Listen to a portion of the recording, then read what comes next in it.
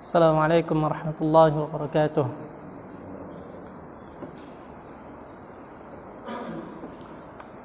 Alhamdulillah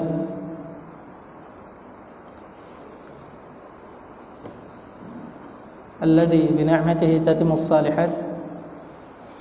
Asyhadu an la ilaha illallah wahdahu la syarika lah. Asyhadu anna Muhammadan 'abduhu wa rasuluh.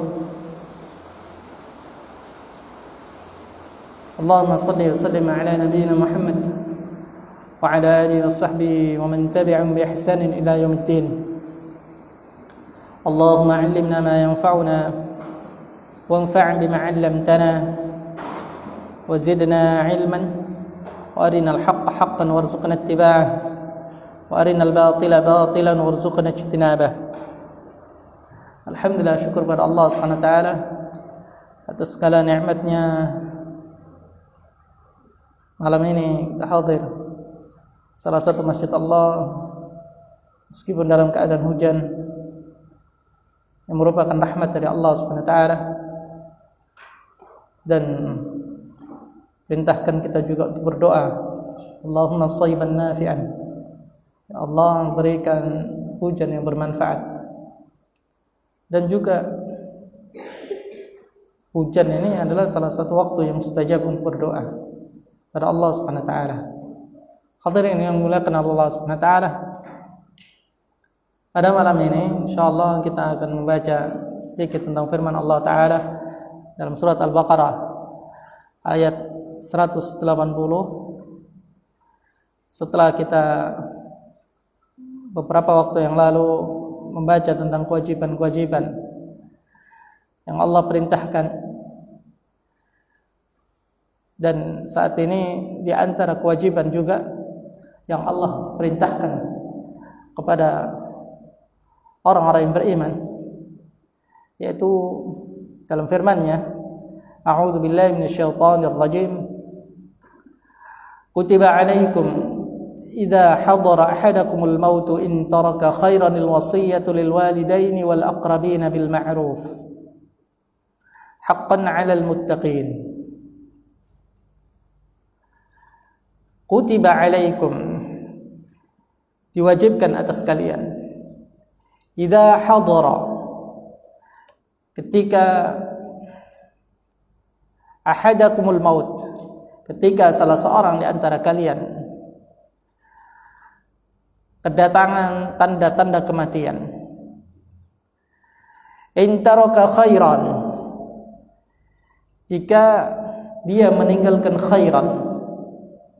Khairan ini malan katsiran, harta yang banyak.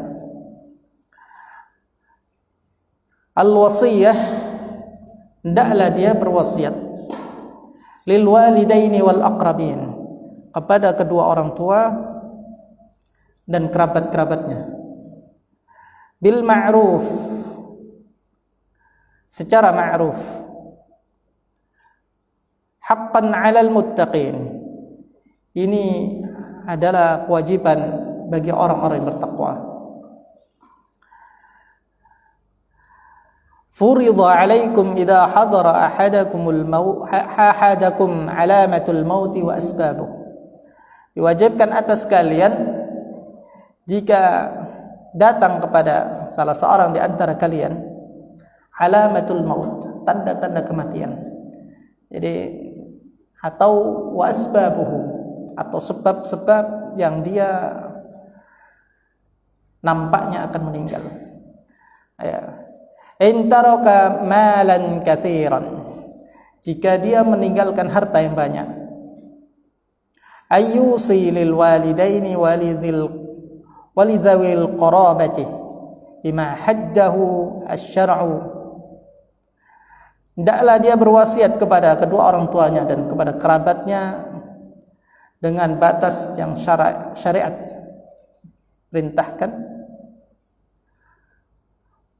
Wa huwa alla yazidu an thulutsil mal, yaitu tidak lebih dari sepertiga hartanya. Wa fi'lu hadha haqqun mu'akkadun 'alal muttaqina lillahi ta'ala, dan perbuatan ini adalah kewajiban yang dikuatkan ya, atas orang-orang yang bertakwa kepada Allah Ta'ala. Wa qad kana hadzal hukmu qabla nuzuli ayatil mawaris.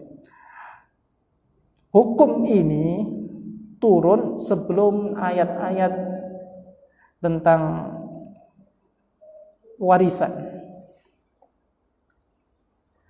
Falamma nazalat ayatul mawaris bayyanat man yarisul mayyit wa miqdaru ma yaris. Ketika turun ayat-ayat tentang warisan yang menjelaskan orang-orang yang akan mendapatkan atau yang mewarisi dari si mayyit dan ukuran-ukurannya, maka ayat ini para ulama berbeda pendapat. Yang pertama adalah ayat ini dinasah dengan ayat-ayat waris. Yang kedua, ayat ini diangkat menjadi makna secara umum. Maksudnya, ketika seseorang meninggal dunia, maka kedua orang tuanya pasti mendapatkan warisan dan kerabatnya juga yang terdekat pasti mendapatkan warisan. Maka oleh Nabi sallallahu alaihi wasallam dalam sebuah hadis, "Inna Allah qad a'ta kulli haqqin haqqahu." Sesungguhnya Allah telah memberikan hak kepada setiap yang berhak. Fala wasiyata liwarithin. Maka tidak ada wasiat bagi ahli waris. Jadi orang yang mendapatkan bagian dari warisan, dia tidak berhak mendapatkan wasiat. Hadirin yang dimuliakan Allah Subhanahu wa taala,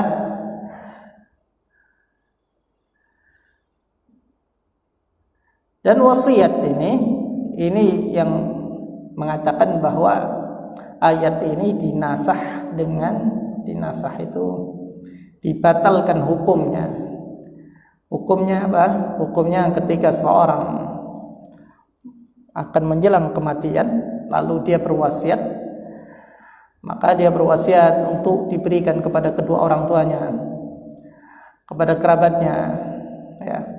Padahal dalam hukum yang selanjutnya, hukum waris, orang tua dan kerabat sebagian mendapatkan bagiannya dari waris. Maka orang yang mendapatkan bagian dari waris tidak boleh mendapatkan wasiat. Maka pendapat yang kedua adalah ditarik secara umum. Ya, secara umum kedua orang tua itu juga bisa kakek nenek. Ya. Jadi kedua orang tua itu bisa juga kakek nenek. Kalau seseorang ini meninggalkan harta yang banyak, kemudian masih ada orang tuanya, maka kakek neneknya tidak dapat. Ya, kakek neneknya juga tidak dapat karena ada kedua orang tuanya. Maka jika hartanya banyak, dia boleh berwasiat untuk diberikan kepada kakeknya atau neneknya, misalkan untuk dihajikan atau yang lainnya. Dan yang kedua adalah untuk kerabatnya. Kerabat ini yang terdekat adalah istri dan anak-anaknya. Maka ada kerabat-kerabat yang tidak mendapatkan warisan. Misalkan keponakan, ya, atau saudara. Karena ada anak, misalkan ada anak laki-laki atau yang lainnya, saudara, sehingga tidak mendapatkan warisan.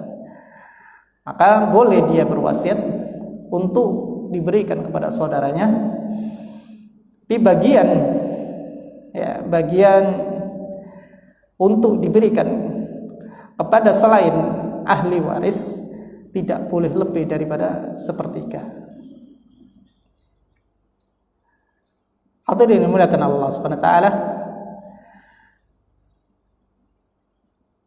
Dalam sebuah hadis Rasulullah sallallahu alaihi wasallam sabda yang diriwayatkan oleh Bukhari dan Muslim dari Ibnu Umar radhiyallahu an, "Ma haqqu imri'in muslim lahu syai'un yusi fihi yabitu lailatain illa wasiyatuhu maktubatun 'indah." Ini di antara nasihat Nabi sallallahu alaihi wasallam,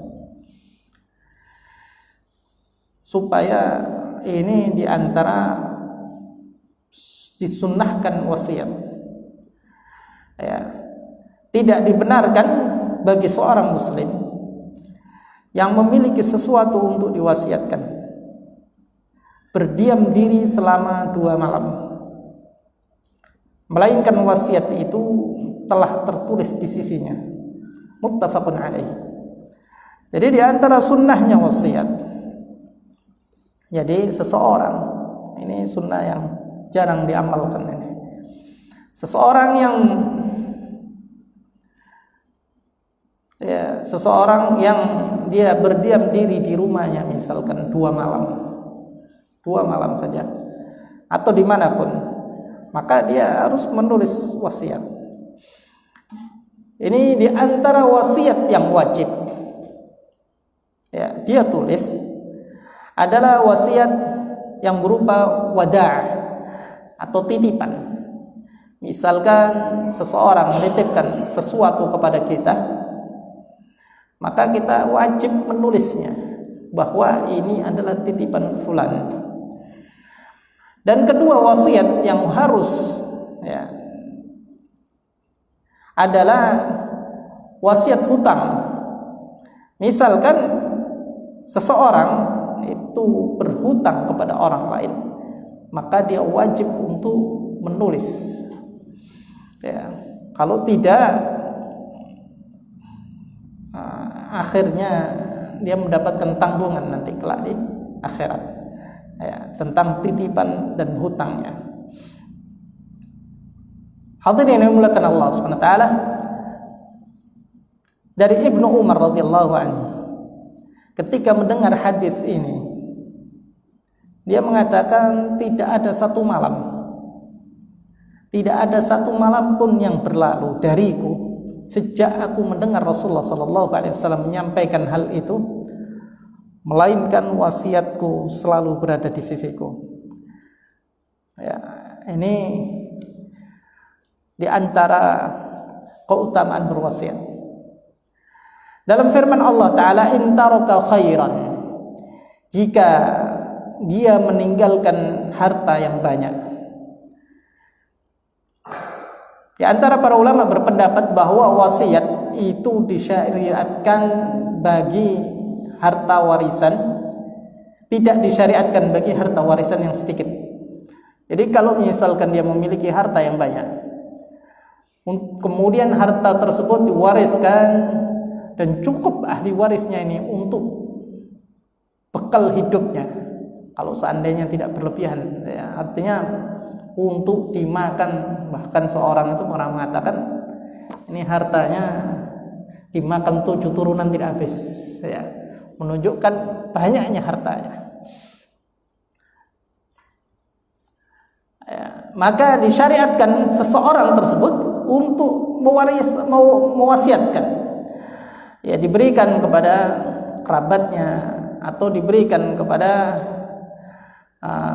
masjid atau tempat-tempat, ya, yang kelak menjadi satu jariah bagi seseorang tersebut atau seorang yang berwasiat. Bil ma'ruf, dengan yang baik. Maksudnya adalah memberikan wasiat itu dengan adil, ya, tidak berlebih-lebihan, dan juga seandainya berlebih-lebihan sehingga dia mewasiatkan sesuatu sehingga ahli warisnya tidak mendapatkan bagian yang layak, misalkan karena hartanya sedikit, ya, ahli warisnya banyak, masih diwasiatkan lagi, ya, maka yang dianjurkan itu harta yang berlebihan atau yang banyak. Dalam sebuah hadis riwayat Bukhari dan Muslim bahwa Sa'ad pernah bertanya, "Wahai Rasulullah, sesungguhnya aku mempunyai harta kekayaan yang cukup banyak dan tidak ada yang mewarisi kecuali putriku. Apakah aku boleh mewasiatkan 2/3 dari hartaku?" Nabi SAW menjawab, "Tidak." Apa setengahnya? Yaitu separuhnya. Nabi SAW pun menjawab, "Tidak." Apa sepertiganya? Beliau menjawab, "Iya, sepertiganya." Dan sepertiga itu banyak. Sesungguhnya jika kamu meninggalkan ahli warismu dalam keadaan kaya atau cukup, adalah lebih baik daripada meninggalkan mereka dalam keadaan miskin sehingga meminta-minta kepada orang lain. Hadirin yang dimuliakan Allah Subhanahu wa taala, maka sepertiga ini maksimal. Tapi dalam satu hal para ulama berbeda pendapat ketika seseorang mewasiatkan untuk hartanya diberikan kepada sesuatu orang lain sedangkan dia tidak memiliki ahli waris. Jadi seorang hidup ini sendirian, hartanya banyak, ahli warisnya tidak ada. Bahkan ketika dia wariskan ketika harta yang banyak itu tidak ada yang mewarisi, lalu dia mewasiatkan hartanya tersebut, apakah boleh diwasiatkan lebih daripada sepertiga? Para ulama khilaf. Ya, di antaranya jumhur mengatakan tidak boleh, maksimal sepertiga. Sedangkan Imam Abu Hanifah mengatakan boleh, ya, lebih daripada sepertiga. Karena hadis tersebut bahwa yang dikhawatirkan jika lebih dari sepertiga adalah ahli warisnya tidak mendapatkan cukup, sehingga dikhawatirkan nanti mereka dalam keadaan miskin atau bahkan meminta-minta. Sedangkan seseorang tersebut memiliki harta banyak dan dia tidak memiliki ahli waris, maka Imam Abu Hanifah mengatakan boleh dia mewasiatkan lebih daripada sepertiga. Wallahu a'lam. Sebagian ulama mengatakan pendapat Abu Hanifah ini yang lebih kuat. Pada ayat berikutnya, ayat 181, "Faman baddalahu ba'dama sami'ahu fa innama ismuhu 'alal ladzina yubaddilunah innallaha sami'un 'alim." Faman baddalahu, barang siapa yang mengubah wasiat itu setelah ia mendengarnya. Jadi ada al-musi, orang yang berwasiat, ada al-wasi. Jadi orang yang diberi wasiat untuk menjalankan wasiat tersebut. Ketika orang yang diberi wasiat tersebut mengubah wasiat itu, ba'dama sami'ahu, setelah dia mendengar wasiat tersebut, fa innama ismuhu 'alal ladzina yubaddilunah, maka dosanya adalah bagi orang yang mengubahnya. Jadi jika orang yang menjelang wafat ini berwasiat untuk diberikan sepertiga dari hartanya kepada orang atau tempat, ya, maka orang yang diberi wasiat untuk menjalankannya ini baddalahu, mengubahnya, tidak diberikan sepertiga, dilebihkan atau dikurangi, atau yang dituju tidak tepat. Ya, yang dituju tidak tepat. Disuruh memberikan ke A, dia berikan ke B, ya. Ba'dama sami'ahu, artinya setelah dia mendengarnya, artinya setelah mendengar wasiat itu, artinya dia tahu bahwa kemana wasiat itu harus ditunaikan. Fa innama ismuhu 'alal ladzina yubaddilunah, maka dosanya bagi orang yang mengubahnya Innallaha sami'un alim. Sesungguhnya Allah Maha mendengar lagi Maha mengetahui. Faman ghayyara fil wasiyyati bi ziyadati aw naqsin aw man'in ba'da ilmihi bil wasiyyah. Maka barang siapa yang mengubah wasiat tersebut dengan menambah atau mengurangi atau tidak menunaikannya setelah dia mengetahui wasiat tersebut, fa innama yakunu ismun dzalika tabdil 'ala al-mughayyirin la 'ala al-musi. Maka itu merupakan dosa bagi orang yang mengubahnya dan tidak bagi orang yang berwasiat. Yang berwasiat tetap dia mendapatkan pahala daripada wasiatnya. Innallaha sami'un li aqwali 'abidihi. Sesungguhnya Allah Maha mendengar ucapan-ucapan hambanya. Alimun bi af'alihi. Maha mengetahui tentang perbuatan-perbuatan mereka. La yafutu syai'un min ahwalihim. Dan Allah sesuatu sedikit pun tidak terlepaskan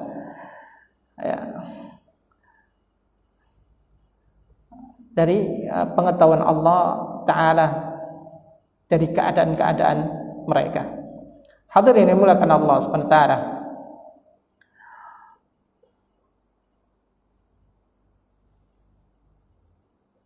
ini subhanallah, ayat ini jelas ya. Atau diantaranya adalah dia menyembunyikan wasiat itu ya.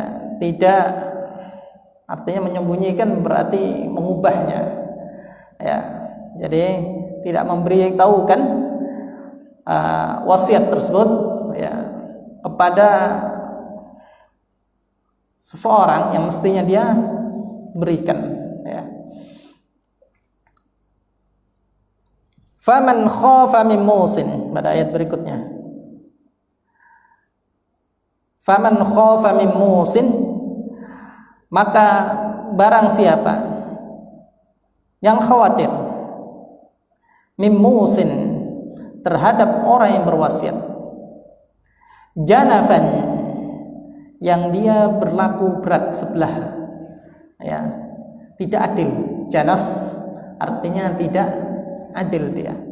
Au itsman, atau dia berbuat dosa ya, misalkan mestinya anaknya ini ahli waris mendapatkan hartanya, tapi dia berwasiat, anak saya jangan dikasih harta. Nah, ini berdosa dia ya. Fa aslaha bainahum fala isma alaihi, maka hendaklah orang yang ditugasi atau orang yang menunaikan wasiat tadi, fa aslaha bainahum, ia mendamaikan di antara mereka, fala isma alaihi, maka dia tidaklah berbuat dosa atau tidak ada dosa baginya. Innallaha ghafurur rahim, sesungguhnya Allah Maha Pengampun lagi Maha Penyayang. Pada ayat sebelumnya dia merubah wasiat yang benar. Pada ayat ini dia merubah wasiat yang salah. Maka merubah wasiat yang salah itu dibolehkan ya. Ketika orang yang berwasiat tersebut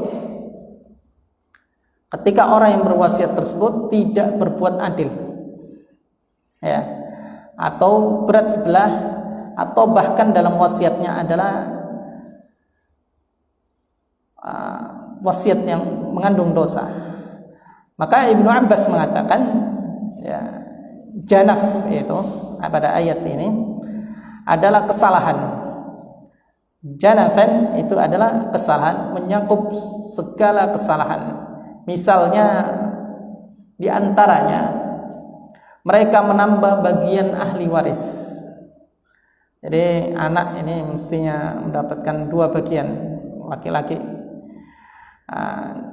banding perempuan, maka dia lebihkan, dia tambahkan bagiannya. dengan cara-cara ya bagaimana caranya dia bisa mendapatkan lebih, atau sebagian anaknya dikurangi jatah warisnya atau yang lainnya dengan wasiat-wasiat tersebut.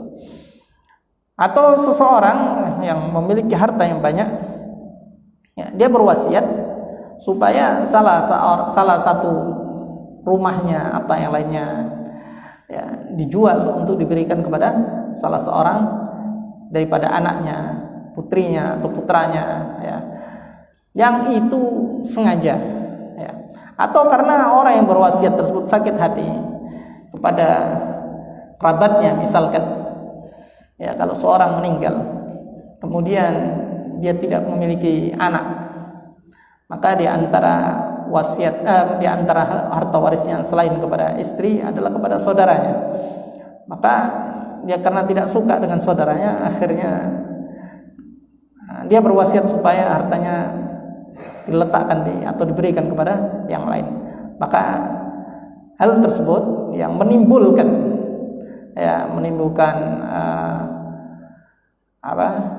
perselisihan atau yang lainnya, maka diperintahkan oleh Allah Subhanahu wa taala, fa aslaha bainahum, maka damaikanlah di antara mereka, fala isma alaih, maka orang yang diberi wasiat itu tidak boleh menunaikan sesuai dengan permintaan orang yang berwasiat, maka dia harus menyerahkan kepada orang yang memiliki hak-hak tersebut.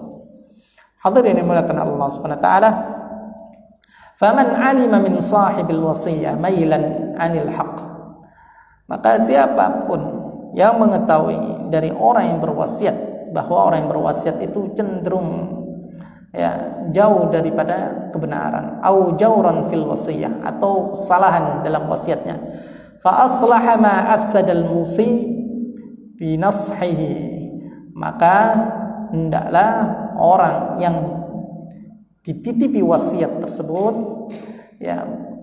membenarkan atau membetulkan apa yang salah dari orang yang berwasiat tersebut dengan menasihatinya. Wa aslaha bainal mukhtalifin, dan dia mendamaikan di antara orang-orang yang berselisih. Alal wasiyah, terhadap wasiat tersebut, fala itsma alaih, maka tidak ada dosa atasnya. Bal huwa ma'jurun ala islahi, bahkan dia diberi pahala atas perbuatannya untuk mendamaikan tersebut. Innallaha ghafurun liman taba min ibadihi rahim bihim, sungguhnya Allah Maha mengampun bagi seorang yang bertaubat dari hambanya dan menyayangi mereka. Ma'asyiral muslimin rahimakumullah, ini di antara ayat yang berkaitan dengan wasiat.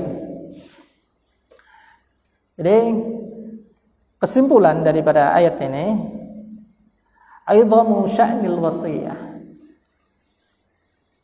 agungnya urusan wasiat ini. Ya, wasiat ini satu yang besar. Wala siyama liman kana 'indahu syai'un yusabih, maka bagi siapa yang memiliki sesuatu yang bisa diwasiatkan, maka hendaklah dia berwasiat. Wa ismu man ghayyara fil wasiyatil mayyit wa baddala ma fiha, dan dosa bagi siapa yang merubah wasiat si mayyit dan menggantinya.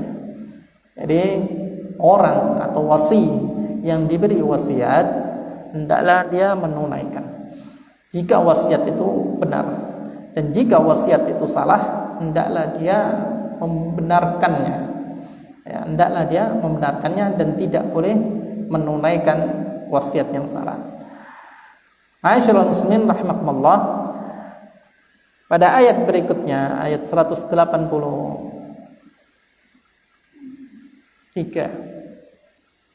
ini berkaitan dengan kewajiban berpuasa yang sebentar lagi. Subhanallah, kita sudah masuk di bulan Rajab, sebulan setengah lagi bulan puasa. Pada ayat ini ana bacakan, a'udzubillahi minasyaitonir rajim. Ya ayyuhalladzina amanu kutiba alaikumus shiyamu kama kutiba alal ladzina min qablikum la'allakum tattaqun. Wahai orang-orang yang beriman, diwajibkan atas kamu berpuasa sebagaimana diwajibkan atas orang-orang sebelummu agar kamu bertakwa. Ya ayyuhalladzina amanu, yang dipanggil oleh Allah Subhanahu wa taala adalah orang-orang yang beriman. Ya ayyuhalladzina amanu billahi wattaba'u rasulahu. Wahai orang-orang yang beriman kepada Allah dan mengikuti Rasulnya. Furidha alaikumus siyam min rabbikum. Diwajibkan atas kalian puasa dari Rabb kalian, kama furidha 'alal umami min qablikum, sebagaimana diwajibkan atas umat-umat dari sebelum kalian. La'allakum tattaquna Allah, supaya kalian bertakwa kepada Allah. Bi an taj'alu bainakum wa baina 'adabihi wiqayatan bil a'malis salihati wa min a'zamiha as-siyam. Supaya kalian menjadikan di antara kalian dan antara azab Allah wiqayah, ya, pelindung, ya, jadi benteng, ya, sekat, ya, bil a'malis salihah, dengan amal-amal saleh, wa min a'zamiha, dan di antara yang terbesar, yang teragung adalah as-siyam. Jadi amal-amal saleh yang Allah perintahkan, yang tujuannya adalah tujuan amal saleh tersebut adalah sebagai wiqayah, ya, untuk membentengi kita daripada azab Allah Subhanahu wa taala. Ketika Allah Ta'ala mengatakan la'allakum tattaqun, ya, supaya kalian bertakwa, karena orang-orang yang bertakwa itu sudah pasti disediakan oleh Allah surga, ya. Wasari'u ila maghfiratin min rabbikum wa jannatin 'arduha as-samawati wal ardu u'iddat lil muttaqin. Bersegeralah kepada ampunan Allah dan surganya yang luasnya seluas langit dan bumi, disediakan bagi orang-orang yang bertakwa. Allah Ta'ala menyuruh orang-orang yang beriman untuk berpuasa. Puasa tersebut adalah menahan diri dari makan, minum, dan jima yang dia niat karena Allah Ta'ala. Secara zahir seperti itu, dan secara batin puasa adalah mengandung penyucian, pembersihan, dan dibersihkan dirinya dari kebiasaan-kebiasaan atau akhlak-akhlak yang tercela. Dan puasa ini di antara keagungannya,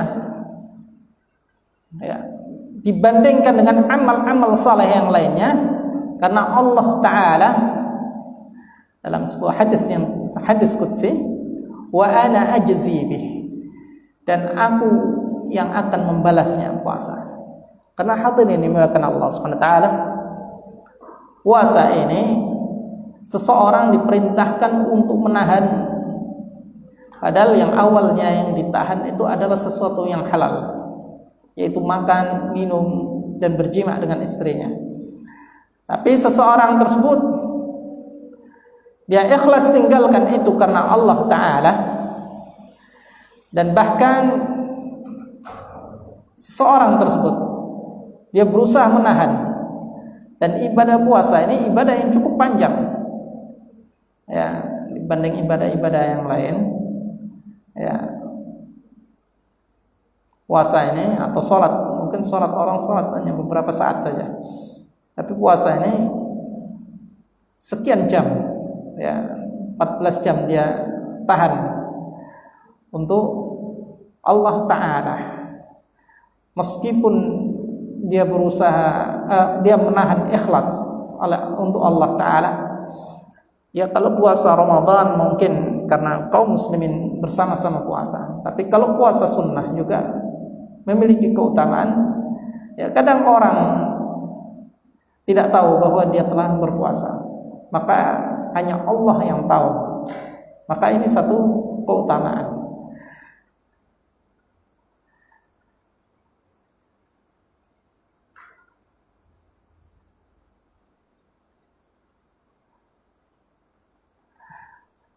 ayyaman ma'dudat, hanya beberapa hari saja, ya, tidak lama, ya. Jadi puasa ini ayyam, yaum hari, ayyam beberapa hari, al-ma'dudat yang berbilang, ya. Faman kana minkum maridan aw ala safarin fa'iddatun min ayyamin ukhra. Maka barang siapa di antara kalian maridan, sakit, aw ala safarin, atau di atas perjalanan, fa'iddatun min ayyamin ukhra, maka hendaklah dia menggantinya di hari-hari yang lain. Wa 'alal ladzina yutiqunahu fidyatun ta'amu miskin. Dan bagi orang yang merasa berat menjalankannya, atau jika mereka tidak berpuasa, maka membayar fidyah, yaitu memberi makan kepada orang miskin. Faman tatawwa'a khairan fahuwa khairul lah. Maka barang siapa yang mengikuti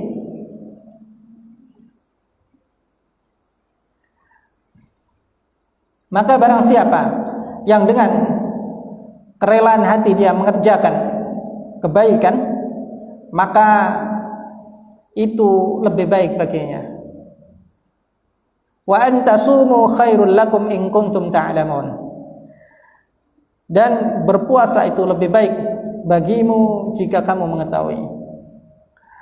As-siyamu al-mafrudu 'alaikum an tasumu ayyaman qalilatan minas sanah. Puasa yang diwajibkan atas kalian adalah berpuasa di hari-hari yang sedikit, ya, dalam setahun atau di antara setahun tersebut. Faman kana minkum maridan yashukku ma'ahu shaum. Maka di antara kalian yang sakit, mardan yashukku ma'ahu shaum, sakit yang memberatkan dia berpuasa. Jadi bukan sakit yang ringan, sakit yang kira-kira bagi orang yang sakit, kalau dia berpuasa, pertama menunda kesembuhan, yang kedua menambah parah sakitnya, ya. Jadi sakit, ya, kalau sakit ringan wajib tetap berpuasa. Au musafiran, atau musafir, falahu ayyaftir, maka ayyuftira, maka bagi dia hendaklah dia berbuka. Thumma alaihi ayyaqdiya biqadarin ma aftara minal ayyam, maka wajiban baginya untuk mengganti sesuai dengan hari-hari yang dia berbuka. Wa 'alal ladzina yastati'una as-siyama fidyatun idza aftaru, maka bagi seorang yang berat untuk berpuasa hendaklah dia mengeluarkan fidyah ketika dia berbuka. Wa hiya it'amu miskin ala kulli yaumin yuftiruna fihi, yaitu memberikan makanan bagi orang-orang miskin dari setiap hari yang dia berbuka.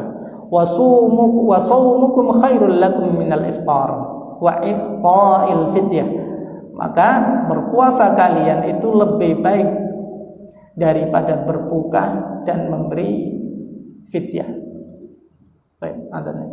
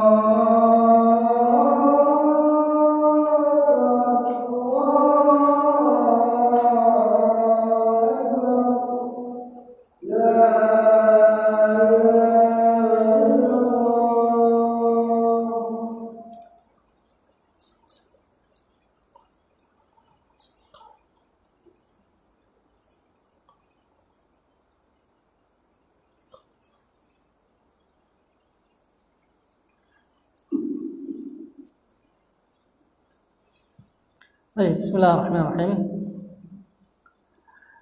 In kuntum ta'lamuna ma fi shaumi minal fadl. Jika kalian mengetahui apa yang dalam puasa adalah memiliki keutamaan.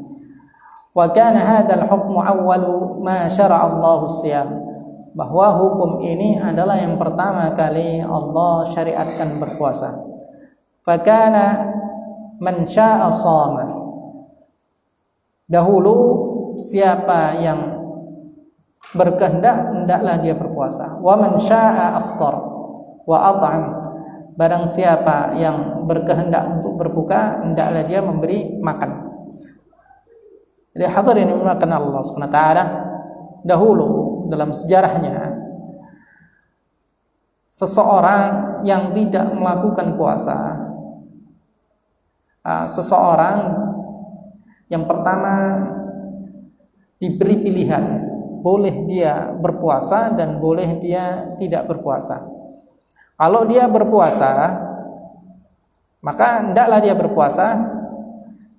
Maka jika dia tidak berpuasa, ada kewajiban dia untuk mengeluarkan fidyah, yaitu memberi makan orang-orang miskin.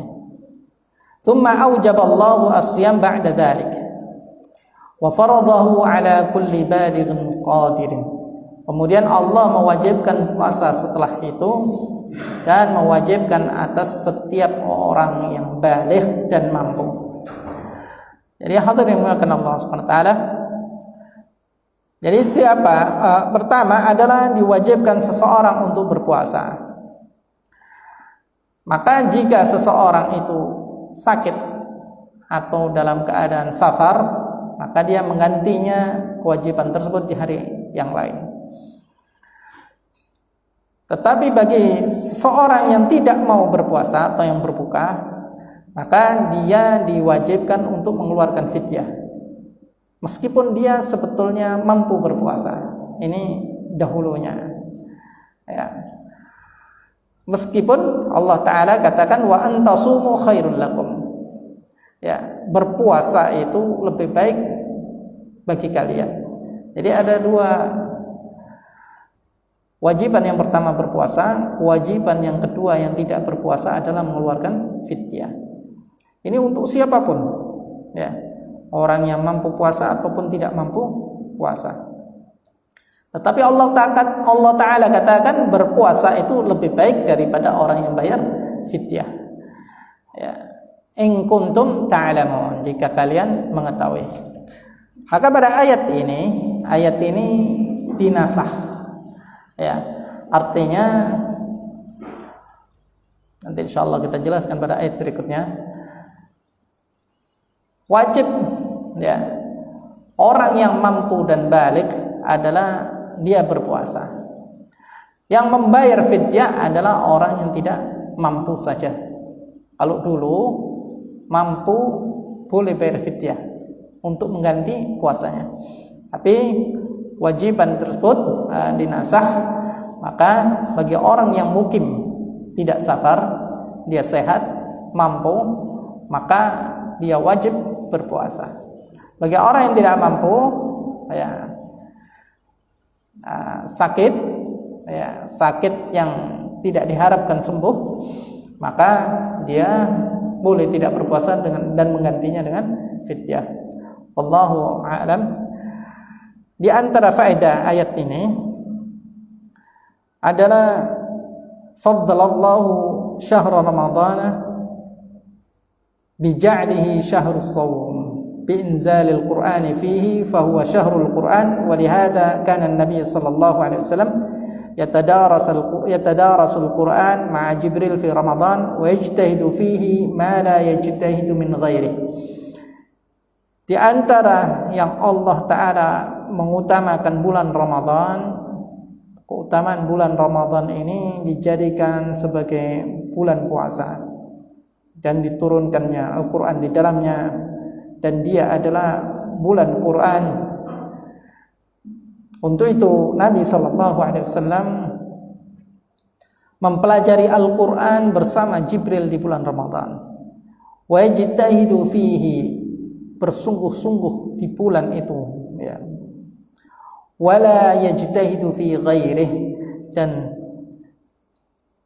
ma la yajtahidu fi ghairih, yang Nabi SAW tidak lebih kesungguhannya melainkan di bulan tersebut. Hadirin mulakan Allah Subhanahu wa taala, mudah-mudahan bermanfaat. Insyaallah pada pertemuan berikutnya kita sambung tentang ayat Syam. Aqulu ma tasma'un, astaghfirullah li wa lakum, subhanakallahumma bihamdik, asyhadu an la ilaha illa anta, astaghfiruka wa atubu ilaik. Assalamualaikum warahmatullahi wabarakatuh.